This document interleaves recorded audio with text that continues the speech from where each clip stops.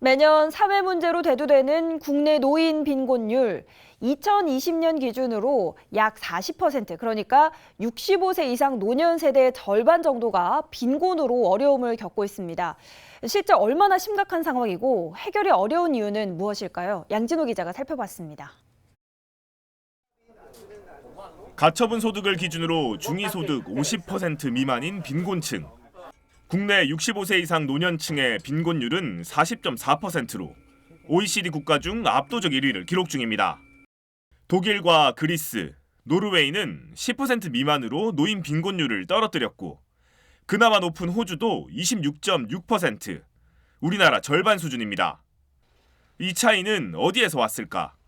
우리나라 전체 가구의 소득 구성을 살펴보면 노동소득이 90% 이상을 차지합니다. 쉽게 말해 일을 하지 않으면 소득의 90%가 사라진다는 겁니다. 노동소득이 줄어드는 노년층의 빈곤율이 증가하는 건 필연적 결과라 할 수 있습니다. 반면 노동소득을 대체할 공적연금 소득 비중은 최하위 수준입니다. 빈곤율이 상대적으로 높은 호주마저 공적연금 비중이 60%를 넘고 캐나다, 영국은 70% 이상을 공적연금이 차지하고 있습니다. 이런 상황은 1인 가구 노년층에 더 치명적입니다. 1인 노인 가구의 연평균 노동소득은 436만 원. 한 달에 40만 원을 채 벌지 못하는 건데 최소한의 의식주만 해결하는 데 필요한 금액은 월 124만 원입니다. 때문에 노년층에서 1인 가구만 놓고 보면 빈곤율은 70%까지 치솟습니다. 다른 세대의 빈곤율과 비교해도 상당히 높은 수준입니다.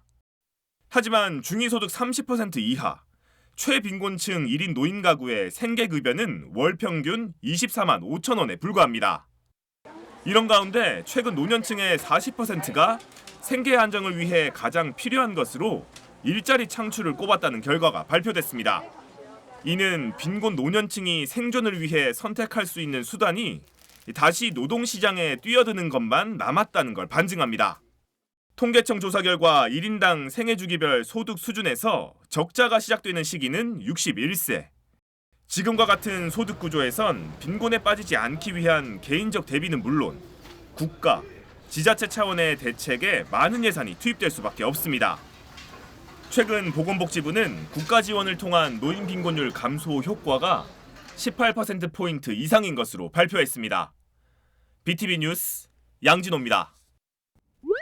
BTV 뉴스를 더 많이 보고 싶으시다면 여기 구독 버튼을 눌러주세요. 추천 영상도 누르면 바로 재생됩니다. 또 다양한 서울 소식을 보고 싶으시다면 휴대폰에서 가지 앱을 다운로드해보세요. 저희 BTV 뉴스를 시청해주셔서 감사합니다.